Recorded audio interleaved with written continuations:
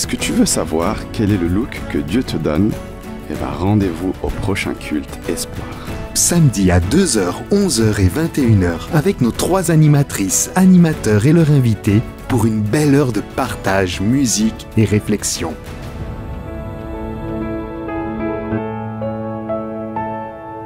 Auditrice, auditeur, bonjour, tu es au culte Espoir. Alors tu es peut-être sur ta terrasse en train de profiter du soleil, tu es peut-être en train de mijoter de bons petits plats ou encore tu es posé tranquillement sur ton canapé en famille.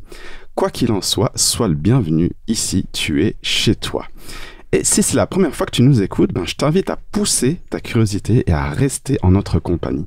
Parce que le culte Espoir, c'est un partage autour de la Bible, des échanges sur des thèmes qui touchent à la foi, des réflexions, des sujets sur Dieu qui nous questionnent, nous interpellent. C'est aussi du vécu avec des témoignages et c'est surtout une belle façon de découvrir un peu plus Dieu. Alors pour cela, je suis accompagné par mes amies Marina et Marilyn. Bonjour les filles. Salut Brian. Comment ça va? Bah bien. Ça va. Cool. Content d'être en votre compagnie, je vais y arriver. Aujourd'hui, Emmanuel Studer, bonjour. Bien le bonjour. Alors, tu nous fais le plaisir de revenir, merci beaucoup. C'est effectivement un plaisir. Ouais. Plaisir partagé. Alors, la semaine dernière, tu nous avais parlé de l'histoire de David. Alors, histoire que tu pourras, auditeur, retrouver dans le livre de 2 Samuel à partir du chapitre 12.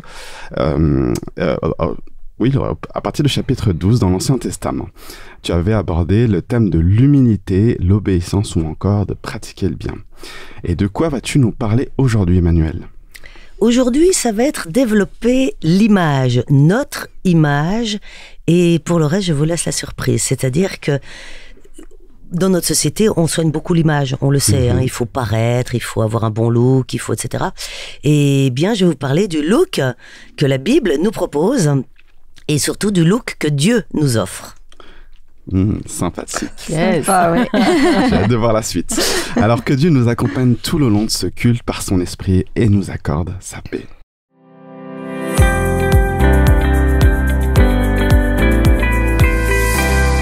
Alors, Dieu dans ma semaine, chronique habituelle de notre début du culte. Alors, Marilyn, la parole est à toi. Oui, aïe, l'image, quel thème tu nous proposes, Emmanuel. Merci beaucoup d'aller titiller par là. Eh bien, dans cette chronique Dieu dans ma semaine, je voudrais te partager une façon discrète ou pas dont Dieu m'accompagne dans mes journées et que j'appellerais des clins d'œil de Dieu. Ces moments où pour moi Dieu se montre présent et impliqué et me rappelle qu'il souhaite vivre et enrichir mes journées lorsque je suis prête à l'y inviter. Alors, petit tour dans les coulisses. J'avais donc 2 chroniques Dieu dans ma semaine à préparer pour nos cultes, les thèmes dans la tête, mais pas d'idées. J'avais bloqué le temps de trajet en train pour y travailler et demander à Dieu de m'inspirer dans ses réflexions, d'être là au cours de cette journée aussi.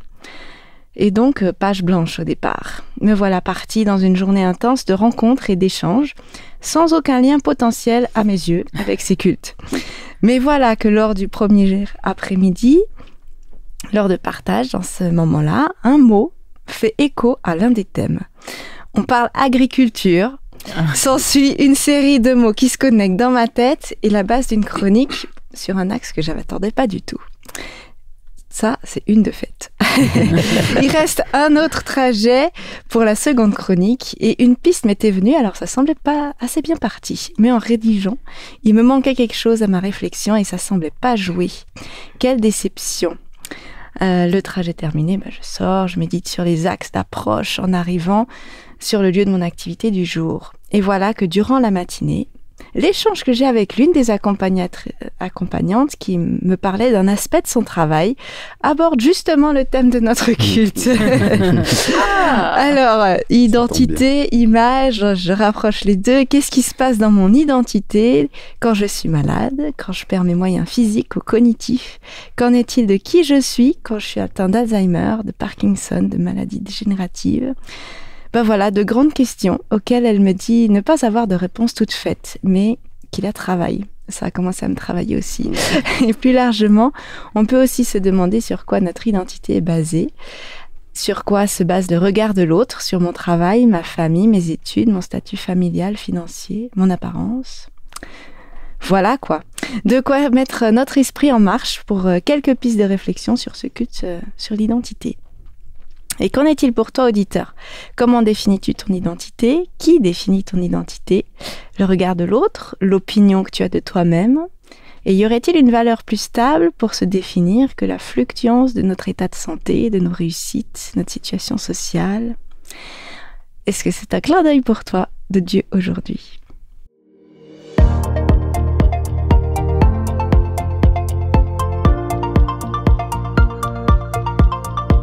Merci Marilyn, et d'ailleurs je voudrais partager un SMS que tu m'as envoyé. C'était un verset cette semaine, et ce verset se trouve dans le Nouveau Testament et plus précisément dans le livre de Jean au chapitre 15 et le verset 16. Alors pour te remettre très rapidement dans le contexte, c'est Jésus qui s'adresse à ses disciples la veille de la Pâque avant de se faire arrêter par les Romains. Une de ses paroles au verset 16 dit ceci: « Ce n'est pas vous qui m'avez choisi, mais moi. Je vous ai choisi, je vous ai établi afin que vous alliez et que vous portiez du fruit, et que votre fruit demeure, afin que ce que vous demanderez au Père en mon nom, il vous le donne. » Alors ça, c'est un message très fort destiné aux disciples parce qu'ils avaient une mission d'être des témoins de Jésus à travers le monde. Mais ce message n'est pas adressé qu'à des élites, à des surhommes ou à des surfemmes, mais bien à chacun d'entre nous.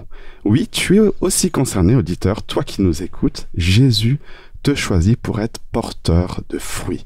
Alors, ça peut tout simplement passer par aider nos aînés à porter leur course jusqu'au 3e étage sans ascenseur, laisser la priorité à la voiture qui a des difficultés à s'insérer sur la voie, ou envoyer tout simplement un message d'encouragement à son ami qui traverse une période difficile. Alors, auditeur, auditrice, que ce verset t'encourage à être porteur de fruits autour de toi par la force de notre ami Jésus-Christ.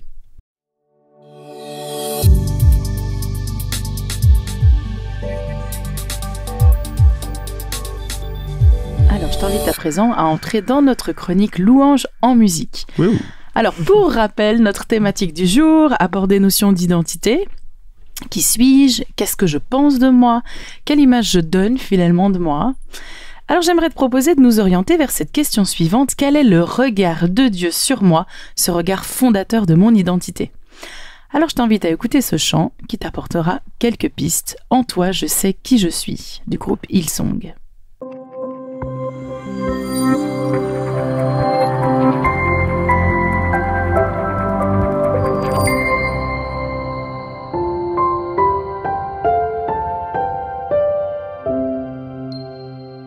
Alors nous voilà dans la chronique Dieu agit, une chronique où l'on témoigne d'un Dieu qui agit dans nos vies. Alors Marilyn, quel est le témoignage que tu souhaiterais nous partager aujourd'hui?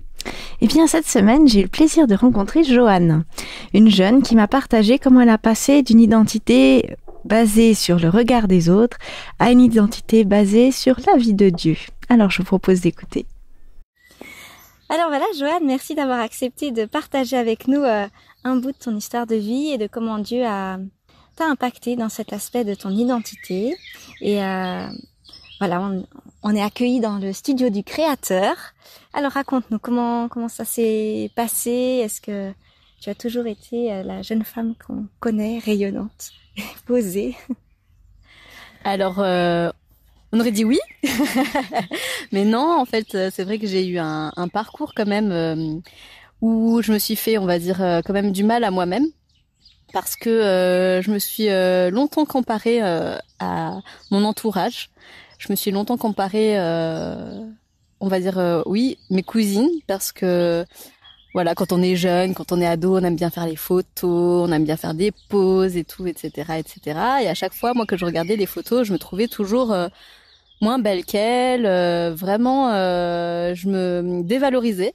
Je me trouvais pas belle, en fait, vraiment. Du coup, pendant un bon moment, je dirais entre mes 16 à 20 ans, ben je me trouvais pas belle en fait. Je me trouvais moche. Et puis aussi, ce qui a joué, c'est que il y a aussi dans mon entourage aussi eu des remarques comme quoi j'avais le nez aplati, enfin voilà, un peu gros sur mon visage et tout, etc. Donc en fait, ce qui a fait que je me suis encore plus trouvée encore plus moche en fait, pas belle.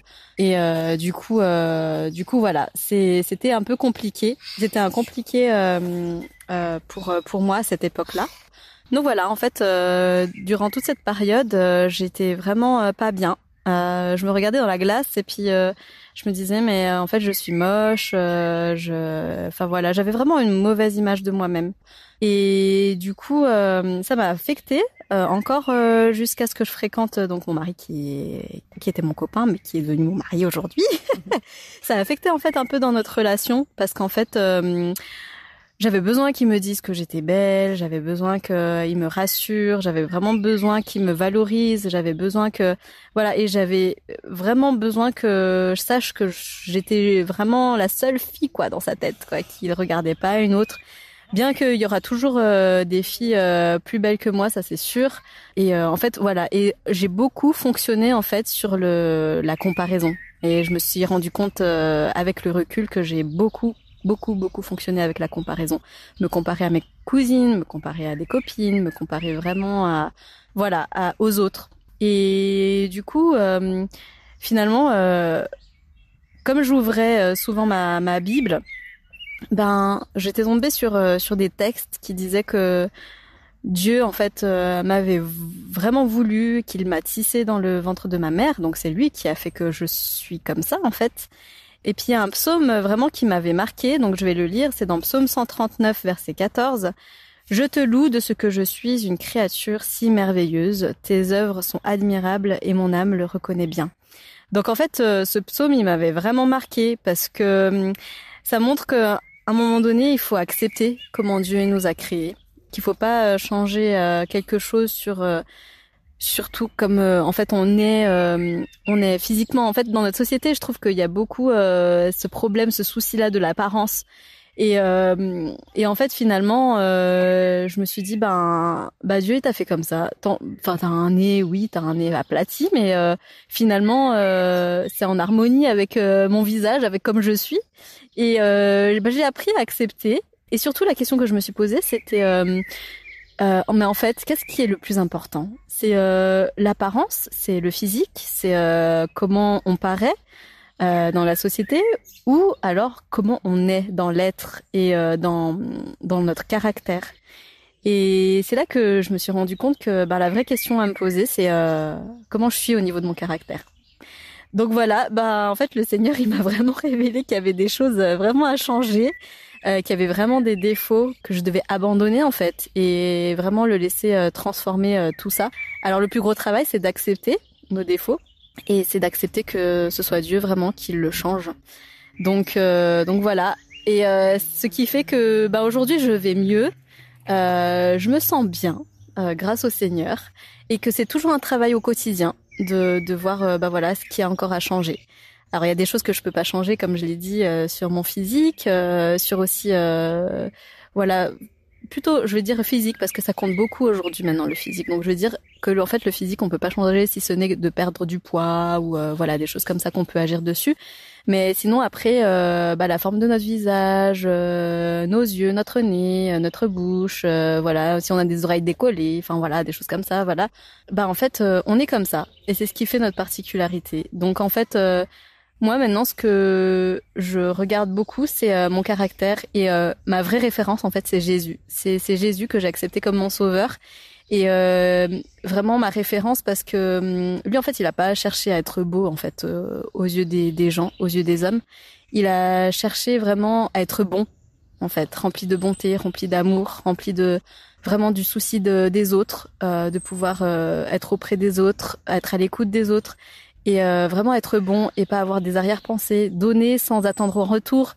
Et c'est ce qui est merveilleux en fait, ce que je trouve avec lui, c'est qu'en fait c'est ça en fait la vraie beauté. Et c'est ce que j'aspire vraiment, c'est ma référence. C'est plus maintenant une référence les artistes, les chanteurs, etc. Mais c'est vraiment Jésus ma référence. Et je remercie le Seigneur vraiment de m'avoir changé ma manière de voir les choses. et de me comparer à Jésus et non plus à mon entourage ou à la société. Voilà. Merci. Alors, Emmanuel, la parole est à toi. Merci beaucoup. Ce témoignage est très intéressant parce que ça va totalement dans le sens que je voulais développer ce matin. En fait, aujourd'hui, ce qui m'intéresse, c'est de pouvoir parler de l'image. Parce que très souvent, quand on parle qu'on est à l'image de Dieu, on le pense d'un point de vue plus ou moins spirituel ou caractère, c'est-à-dire que c'est dans ce sens-là qu'on ressemble à Dieu. Dans les divers courants chrétiens, religieux chrétiens, on a cet aspect-là, c'est une ressemblance, d'idées, on est intelligent, on est doué de parole, enfin, c'est dans ce sens-là qu'on met la ressemblance. Et justement, qu'en est-il de la ressemblance physique ?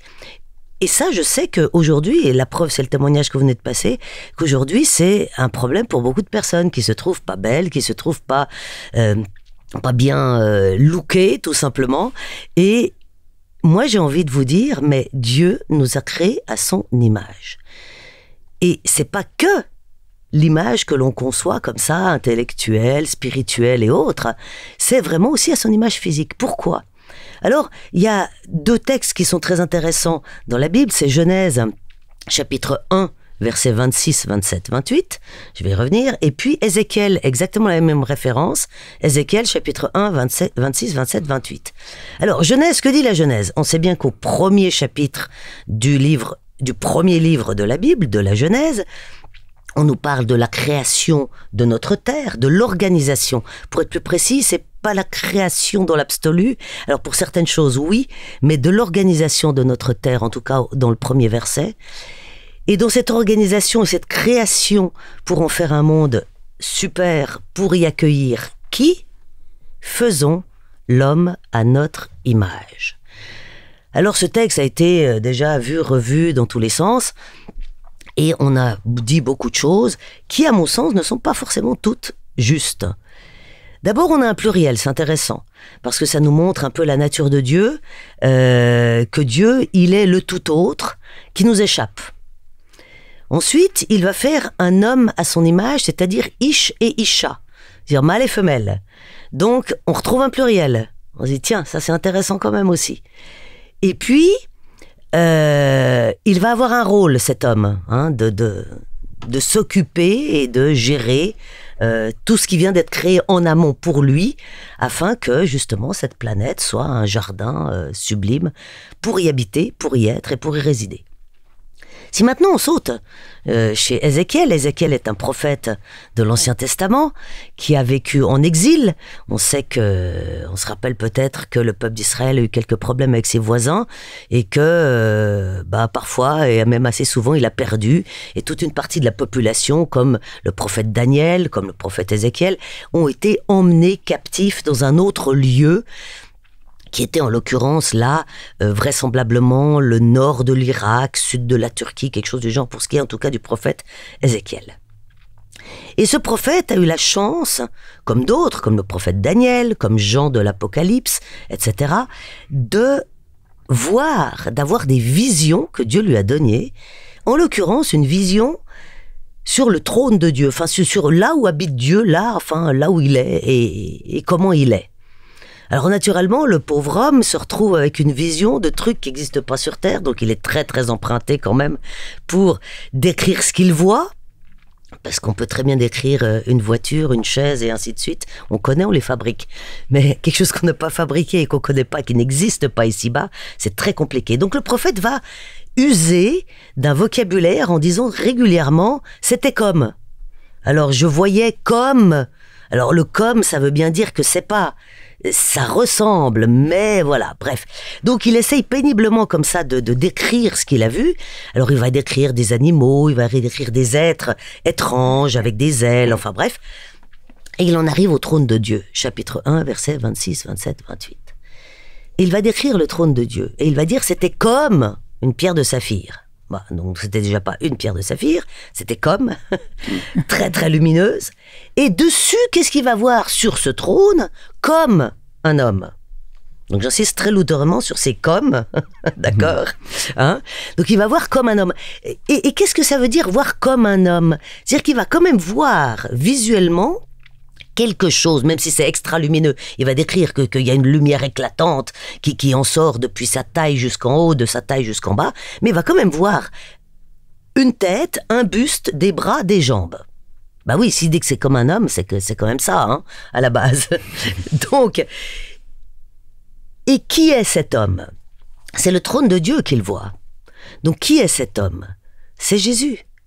C'est Jésus. Et ce qui est intéressant, c'est le verset 28 qui va donner la clé d'interprétation. Et au verset 28, il est dit que ce qu'il vient de voir, c'est-à-dire ce comme un homme resplendissant sur le trône de Dieu, c'est en fait l'image de la gloire de Dieu. C'est ce qui est dit au verset 28. L'image de la gloire de Dieu. Donc si ce comme un homme est l'image de la gloire de Dieu, on peut se dire que quand Dieu nous crée à son image, en fait il nous crée à l'image de sa gloire. Je ne sais pas si jusque-là vous arrivez à me suivre, j'espère. Parce que c'est quand même pas anodin. C'est-à-dire que le Dieu visible se présente sous les traits de Jésus, c'est-à-dire de comme un homme.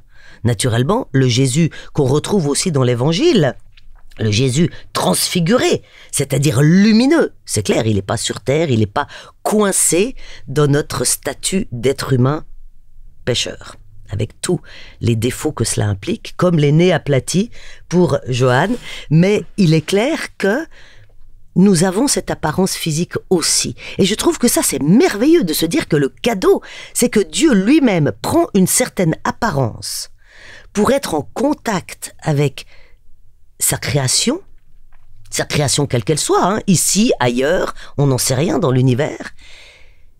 Il prend cette apparence-là pour se présenter, pour venir à la rencontre de ses créatures, de ceux qu'il aime. Et pour une créature particulière, c'est-à-dire Ish et Ishal, le mâle et la femelle homme, hein, Mensch on dirait en allemand parce que c'est générique, l'être humain, eh bien Dieu se dit à un moment donné, tiens, je vais créer une créature à l'image que je prends moi pour me présenter. Donc c'est l'image de l'image que je prends pour me présenter. Me rendez compte le cadeau qu'il nous fait? Le truc, c'est extraordinaire. Alors, ok, il y a eu le péché qui nous a bien abîmés, bien amochés, d'où des jambes un peu plus courtes, ou en effet, pourquoi pas, des oreilles décollées. Qu'importe, à la base, je suis une pâle photo. On est tout à fait d'accord que par rapport à l'original, il n'y a plus rien à voir, mais on a quand même cette apparence de base que Dieu se donne lui-même lorsqu'il vient se présenter à nous. Et ça, c'est un cadeau merveilleux de se dire je suis aussi physiquement à son image. Et en plus, il va beaucoup plus loin parce qu'à un moment donné, il va rentrer dans notre physique par Jésus-Christ. Il va accepter de se faire tout petit, de quitter son monde et de venir chez nous et de prendre notre corps, cette fois, c'est-à-dire l'image de sa gloire, et de venir passer du temps avec nous sur cette terre, de nous montrer, il est le chemin, et de nous montrer justement ce chemin. Donc ça, pour moi, c'est un cadeau juste merveilleux par rapport au message. C'est que Dieu nous a créés à son image, pas que dans une image spirituelle, intellectuelle, de capacité que parce qu'on est en couple, on peut procréer, comme Dieu est créateur, je peux aussi être créateur, etc. Parce qu'on a beaucoup dit ce genre de choses. Ce n'est pas faux d'ailleurs, hein. Ce sont toutes des choses qui ont été dites et qui sont tout à fait justes. On est à l'image au sens large. Mais par contre, on parle jamais de cette image physique. Et c'est ça que je voulais souligner. C'est que justement, même physiquement, nous sommes à l'image de Dieu. Et comme le disait votre témoin de tout à l'heure, Dieu nous a désirés. Il nous a désirés à son image, face à lui comme vis-à-vis. Et il nous a créés et conçus et fabriqués dès le ventre de notre mère. Et comme c'est tout cadeau, 100% cadeau, je voulais vraiment souligner ça. Parce que combien de fois, en effet, on est mal dans sa peau, on se trouve pas comme ci, on se trouve pas comme ça. Pourquoi? Et à quel point l'image est importante? C'est que justement, le malin, lui, s'amuse à reprendre que ce qui existe. Il peut pas créer, il est pas créateur, lui. Donc il reprend ce qui existe et il en fait autre chose. Et qu'est-ce qu'il fait? Aujourd'hui, il reprend l'image, mais justement pour dire, voilà, l'image type, c'est ça. Et si on rentre pas dans le moule, eh ben automatiquement, on a un complexe. Ah, j'ai 20 kilos de trop, ça joue pas, je peux pas m'acheter des pantalons fins, je fais pas 1m80, je peux pas les mettre, et ainsi de suite. Et donc le malin, ça c'est son grand truc, il va reprendre exactement tout ce que Dieu fait, mais pour le dénaturer, et justement pour que ça crée des problèmes. Donc aujourd'hui, on se rend compte qu'on est une société qui, en effet, met en avant et en exergue cette image physique énormément par rapport au look, par rapport aux habits qu'on a, par rapport au poids qu'on a, par rapport à la taille qu'on a, par rapport au nez qu'on a, aux oreilles, et ainsi de suite. On le voit par exemple au Brésil, à partir de 14-15 ans, les jeunes filles se font déjà de la chirurgie esthétique pour être justement autrement que ce qu'elles sont. Donc vous voyez à quel point l'image va jusqu'au point de se faire soit amputer, hein, des fois on s'enlève des morceaux, soit se faire rajouter des trucs qui sont des trucs donc qui ne sont pas de notre propre corps, donc c'est terrible quand même, comme invasion et dans notre propre corps. Voilà sur quoi justement notre société joue. Eh bien j'aimerais souligner que Jésus nous a offert le privilège d'être à son image, même à son image céleste. Et maintenant, eh bien, à nous de prendre ce cadeau, de se laisser habiter par cette idée que, justement, nous sommes à l'image aussi physique de l'image de la gloire de Dieu.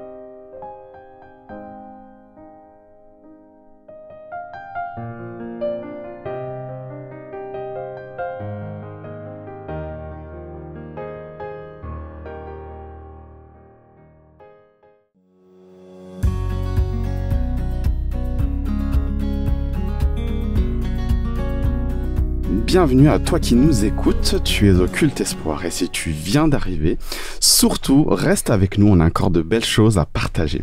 Alors nous avons Emmanuel Studer qui vient de nous parler d'un message assez fort qui parle de l'image que nous pouvons avoir de nous, quelle image que je donne de moi, et puis finalement une image assez biaisée aussi par notre société.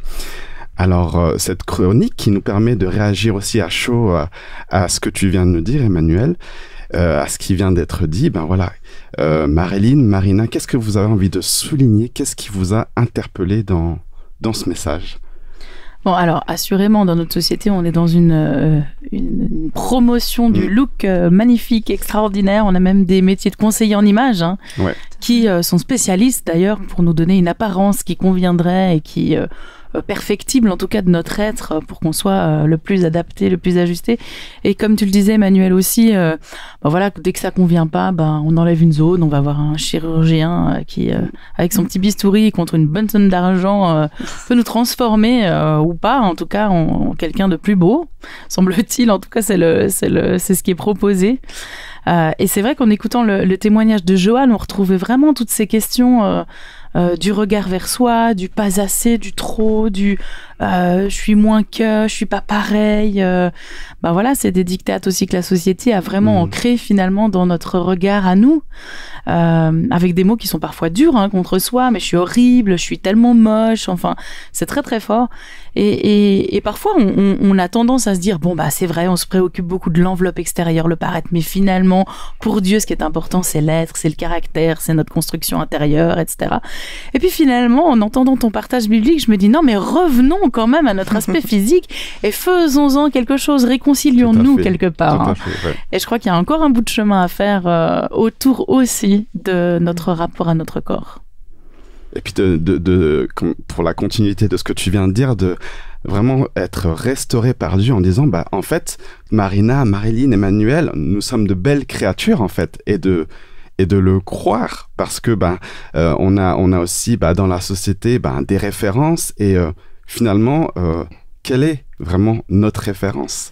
Est-ce qu'elle est en Jésus, ou est-ce qu'elle est en l'image que nous voyons à la télé ou sur Internet? Quand on surfe sur Internet, on fait dérouler des pages, et puis sur le côté, il y a les bandes annonces, les bandes publicitaires où ils disent voilà, gagner du muscle, ou alors augmenter votre performance. Enfin, voilà. Et quelle est finalement ma référence? Quelle est ta référence dans ta vie, et d'accepter d'être restauré, cette acceptation en fait. Ouais.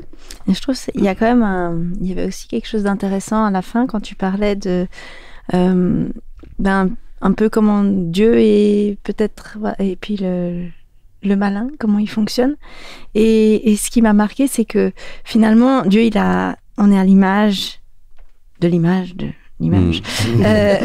donc une image lointaine, mais une image quand même qui à la base était parfaite et qui a été dénaturée, parce qu'aujourd'hui, c'est vrai que il y a des situations où c'est pas forcément facile, et de voir que en fait, selon ce que tu partages, Dieu il a inclus, il a gardé, malgré que ça ressemble peut-être pas tout comme il y a eu des transformations en cours de route, il garde, il inclut, alors que du coup le malin a tendance à exclure.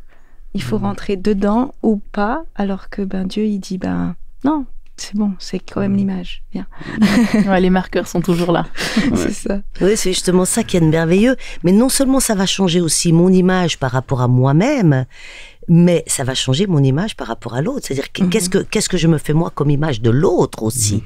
Donc si j'arrive à restaurer cette image de moi pour moi, automatiquement, enfin j'espère, mon regard sur l'autre va être à l'identique. C'est-à-dire que voilà, je suis en paix avec mon image, donc je vais être en paix avec l'image que les autres renvoient d'eux aussi.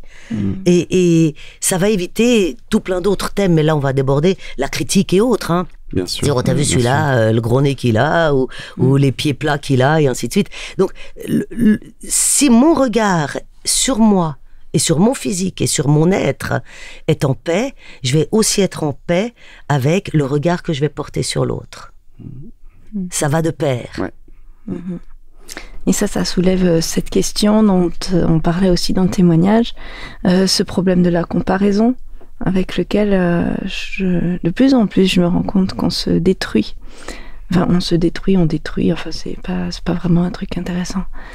Et parfois on se présente avec des comparaisons en disant ouais, mais je suis pas comme lui, je suis plutôt comme ci, comme ça. C'est vrai. Et c'est presque devenu une présentation de qui on est, la comparaison. C'est vrai. Ça c'est intense.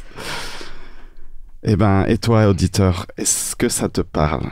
Est-ce que cette image que Dieu a envers toi, est-ce que ça te parle?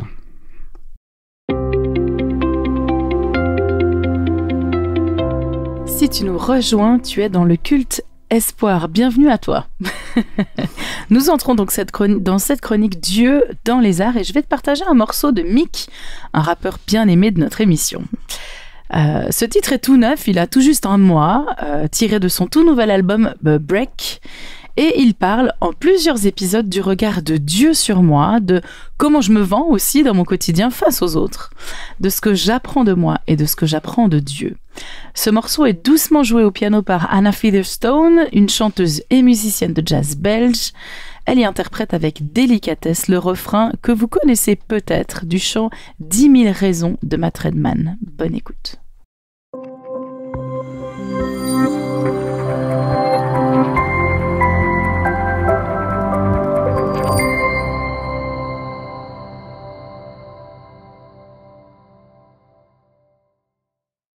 Nous voilà arrivés à notre temps de prière. Cette question de l'identité, de l'image, touche à quelque chose de très précieux et sensible en chacun, je crois. Et je voudrais te proposer un temps de prière où nous allons remercier Dieu et lui demander de restaurer nos identités, nos images brisées partiellement. Et cette prière est inspirée partiellement du site Fréquence Chrétienne. Alors Seigneur Dieu, notre Créateur, merci de ce privilège d'avoir la vie aujourd'hui et de venir devant toi. Nous venons t'apporter nos identités qui ont besoin de stabilisation de ton regard. Tu connais nos parcours, nos blessures, nos besoins, ce qui nous dérange. Père, viens mettre en lumière ces fonctionnements d'autocritique, de comparaison qui nous détruisent et qui viennent de l'adversaire. Que chacun puisse prendre conscience de son identité en toi, le roi des rois et le seigneur des seigneurs. Libère-nous de l'opinion extérieure, Seigneur, et montre à ceux qui en ont besoin que ton amour parfait suffit. Si tu es avec eux, qui sera contre eux? Je te prie, Seigneur, que chacun prenne conscience de ce trésor qui se cache en lui. Merci de cette valeur si grande que nous avons à tes yeux et pour ton action persévérante dans nos vies. Au nom de Jésus. Amen. Amen.